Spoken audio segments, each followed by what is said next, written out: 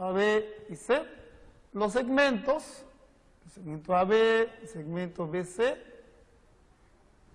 y el segmento AC, reciben el nombre de lados del triángulo.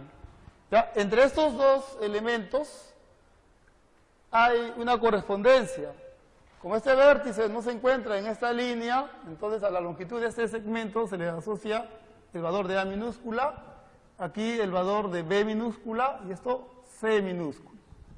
¿Sí?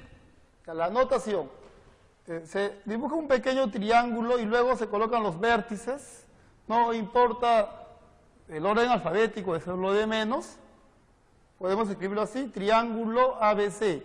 Y eso significa, ¿no?, que es una figura que se determina al unir los tres segmentos, el segmento AB, el segmento BC y el segmento AC. ¿De acuerdo? Ya, el perímetro se denota como 2P y el perímetro se define como la suma de las longitudes de los lados del triángulo. Y al semiperímetro se le denota como P minúscula, ¿sí? Y se define como la suma de las longitudes de los tres lados del triángulo sobre 2. ¿Sí? Quizás para muchos esta notación de 2P es un poco inusual o no común, pero vamos a ver que en realidad esa notación es muy importante y que se dé de esta forma es muy práctico. Van a ver en las propiedades y en los teoremas que ese valor llamado semiperímetro va a estar muy presente en los teoremas. Bien, a un triángulo se le va a asociar ángulos. Note que estos dos segmentos determinan por aquí un ángulo, lo mismo ocurre entre estos dos segmentos y entre estos otros dos.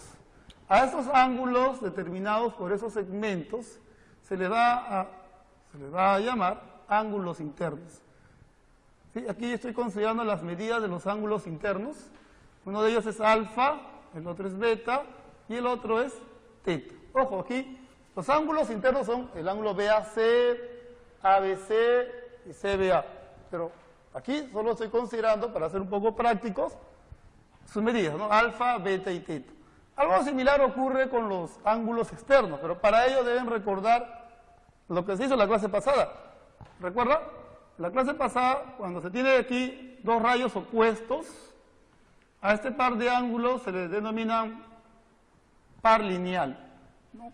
Ya, aquí ocurre lo siguiente, el ángulo que es adyacente a este ángulo interno y que con él determina un par lineal, recibe el nombre para el triángulo de ángulo externo. ¿Sí? Eso vendría a ser un ángulo externo, eso vendría a ser otro ángulo externo de medida SU3, digamos. Claro, si ustedes observan, pueden decir, prolongo por aquí, este es un ángulo externo, esto también, y aquí ocurre lo mismo, y acá también. ¿Cierto? Podemos notar que en todo triángulo se determinan 6 ángulos externos. ¿Ya? Lo que estoy haciendo simplemente es considerar uno en cada vértice. Los externos son aquellos que tienen medidas SU1, SU2 y SU3. Bien. Las propiedades justamente van a girar en torno a estos elementos y a estas definiciones. Bien. Un detalle. La clase pasada les comenté, ¿no? El curso de geometría lo vamos a estudiar de esta manera, ¿no? Primero se van a dar los axiomas, luego los elementos geométricos, a partir de esto se van a conseguir los teoremas, a partir de esto se van a poder definir las figuras geométricas, luego con estos teoremas y con la definición de las figuras geométricas vamos a poder estudiar la forma y el tamaño de estas figuras geométricas. Y es lo que estamos haciendo, pues. ¿Qué sucede? Lo que quería hacer aquí es resaltar la importancia de esta estructura. Para poder entender las figuras geométricas y estudiarlas bien, y luego para pasar a resolver los problemas, ustedes necesitan de esas dos. O sea, necesitan de las propiedades, de los axiomas y teoremas, y de las definiciones. Eso es lo que usted llama, pues, ¿no?, las fórmulas. Pero en realidad de nada les va a servir saber las fórmulas si no entienden muy bien los elementos de una figura o los nombres de las figuras geométricas. Y de ahí la importancia de esta parte, pues, ¿no? Debemos estar muy seguros a qué se le llama ángulo interno y a qué se le llama ángulo externo. A ver, lo siguiente. Ustedes tienen un triángulo más o menos de este tipo y trazan una línea, de modo que este ángulo tenga una medida alfa. Ya, este ángulo que mide alfa, ¿qué nombre tendría? ¿Qué nombre tiene? Se van a dar cuenta de que si observas este triángulo, este ángulo recibe el nombre de ángulo interno. Y si observas este otro triángulo, el mismo ángulo se va a llamar ángulo externo.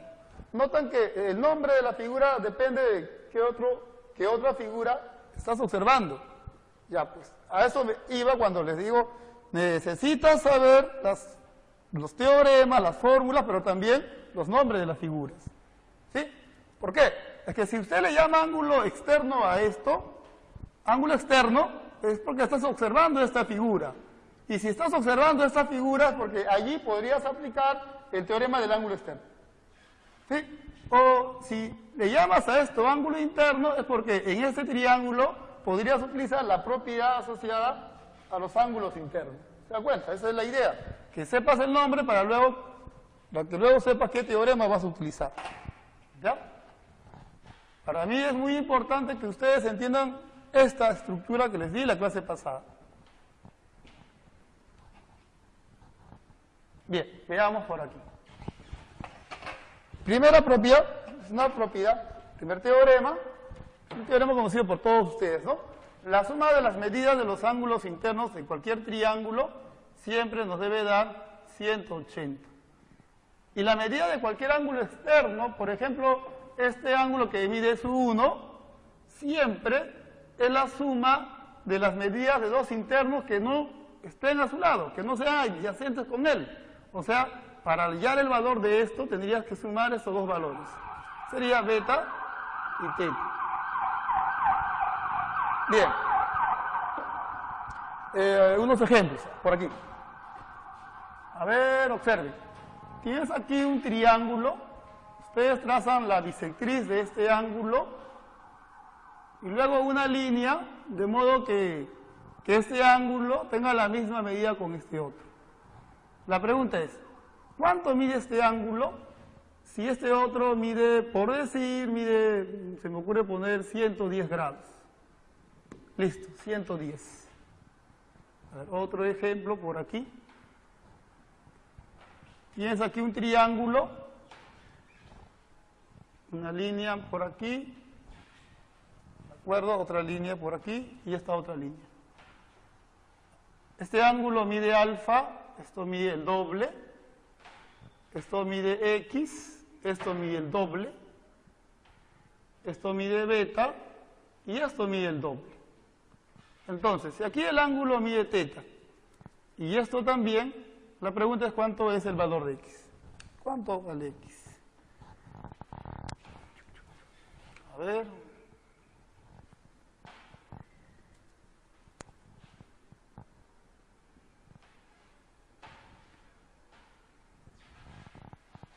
¿Ya? Veamos el primero. Noten lo siguiente. Si ustedes observan este triángulo, pueden notar que este ángulo que mide x, para ese triángulo es un ángulo externo. Justamente el teorema te dice, ¿no? La medida de un ángulo externo es la suma de las medidas de dos ángulos internos que no están a su lado. Uno de ellos es alfa, mide alfa, y el otro es este, que justamente por ángulos opuestos por el vértice mide teta. Entonces aquí en el triángulo ALD, puedes plantear que el valor de x es igual a alfa más teta. Esto te dice que si quieres hallar el valor de x, tienes que hallar primero alfa más teta. ¿Cómo vas a hallar esta suma? Observen lo siguiente. AB, digamos que este punto sea Q, si se concentra en el triángulo ABQ, en ese triángulo, ¿ya? hay un ángulo interno que mide alfa, hay otro que mide teta y el tercero mide 100. ¿Qué te dice el primer teorema? Que en todo triángulo la suma de las medidas de los ángulos internos nos debe dar 180. Escribimos eso, alfa más teta más 110 nos debe dar 180. Y ocurre que justamente esta suma es esta, pues esto de aquí es x, sumado con 110 nos debe dar 180. Por lo tanto, podemos afirmar que x es 70. Se acabó el asunto. Aquí, en este otro ejemplo, observe. Fíjese aquí, en este triángulo, el ángulo que mide teta es un ángulo externo. Entonces podemos plantear que la medida de este ángulo sería triángulo BCP. ¿De acuerdo? En ese triángulo, el ángulo externo teta resulta ser la suma de estos dos ángulos internos no adyacentes a él. 2 alfa más beta. ¿Qué más? En el triángulo, observe aquí, ¿de acuerdo? En este triángulo ABQ, teta también es un ángulo externo, entonces en ese triángulo podemos decir que la medida de esto es la suma de estos dos ángulos internos, alfa más 2x. Claro, aquí puedes afirmar que como estos dos valores son iguales, los de aquí también son iguales, o sea, puedes decir que 1 es igual a 2. Y al hacer esta igualdad, vas a poder, vas a escribir esto, 2 alfa más beta, esto pasa a restar, y el valor de 2x es igual a alfa más beta. O sea, si queremos conseguir el valor de x, debemos hallar alfa más beta. ¿Ya? ¿Cómo vamos a hallar alfa más beta? Observa el triángulo ABC. ¿Sí? Mira, en este triángulo un ángulo interno mide 3x, el siguiente mide 3 alfa y el otro en C, el ángulo mide 3 beta. El teorema te dice, ¿no? La suma de las medidas de los tres ángulos internos siempre nos va a dar 180. O sea, sería 3x más 3 alfa más 3 beta igual a 180. Bien, bien. Esto se puede simplificar, sería x sumado con alfa y beta, nos debe dar 60. Y mira aquí, justamente esta suma es este valor.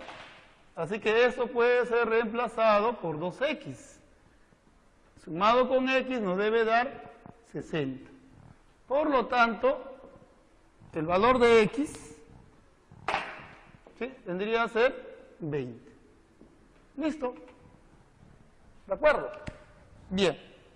Este es un resultado que es una consecuencia en realidad de esta primera propiedad que dice, ¿no? La suma de las medidas de los ángulos externos tomados uno por vértice siempre nos va a dar 360 grados. Esto lo vamos a dejar por ahí nada más. Vamos a estudiar estos dos teoremas. Mira, la primera propiedad dice de correspondencia. A ver, aquí consideremos esto. Vértice A, lado A, vértice B, lado B, vértice C, lado C. ¿Sí? Ya. ¿Qué dice el teorema? Si supongamos que el lado A es más grande que el lado B. El lado A es más grande que el lado B. Entonces, el teorema asegura el ángulo que le corresponde al lado que mide A, en este caso es alfa, debe ser mayor que el ángulo que le corresponde al lado que mide B. Y en este caso vendría a ser este valor beta. ¿Sí? O sea, si este lado es más grande que esto, lo mismo ocurre entre sus lados, entre sus ángulos correspondientes. Si A es más grande que B, su ángulo correspondiente alfa es más grande que beta. ¿Ya? Y por último, el teorema de existencia. Supongamos que se sabe esto, ¿no? Que el lado A es más grande que el lado B y B es más grande que el lado C. Entonces, la longitud de cualquier lado, sea la de A, de B o de C, debe cumplir que su valor es menor que la suma de los otros dos. Si escojo al lado A, los otros dos serían B y C, entonces acá sería B más C. Pero a su vez debe ser mayor de la diferencia justamente de esos dos. Ya, aquí hay un detalle. La diferencia, ¿cómo se va a escribir? B menos C o C menos B. O nos da igual. En realidad eso de que nos da igual no es cierto. La diferencia debe ser escrito de tal modo que se resta el mayor el menor. Y para eso está este orden.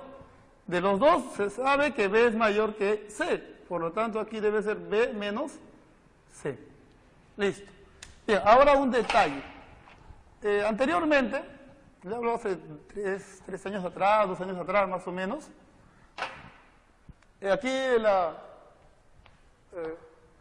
Presa Marcos nos daban una estadística de cuántos alumnos habían marcado bien un problema, cuántos habían marcado mal y cuántos no habían marcado. Sí, en cada examen siempre nos daban esa estadística. Y ocurría lo siguiente. Cuando en un problema de su examen está para utilizar el teorema de correspondencia o de existencia, la gran mayoría de alumnos no resolvía el problema. O si lo hacía, no lo hacía bien. O sea, digamos, de 100 alumnos, 3 o 4 simplemente resolvían este problema.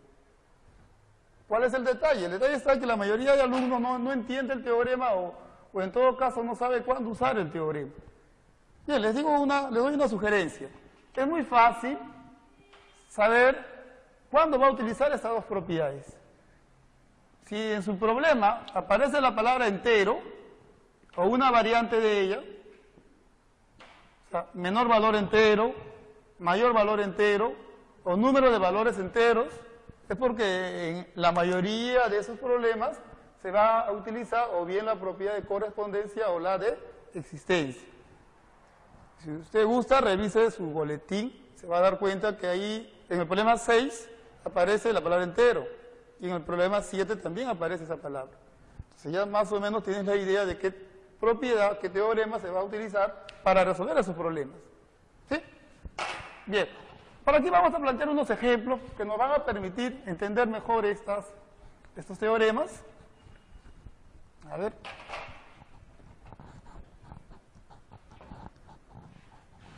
Ya, el ejemplo más sencillo que se les pueda plantear acerca de estas propiedades sería, aquí hay un triángulo de lados 2, 3. ¿Cuántos valores enteros tiene este lado? Sabiendo que los lados del triángulo tienen longitudes diferentes. ¿Ya? ¿De acuerdo? ¿Cuántos valores enteros tiene este lado si los lados del triángulo son diferentes? Bien, otro ejemplo.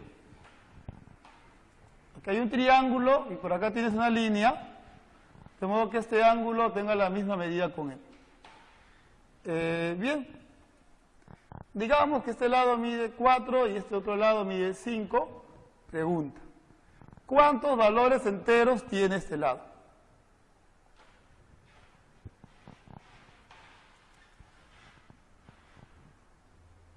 Listo. Ya, a ver, el primero. En el primer ejemplo puedes decir lo siguiente.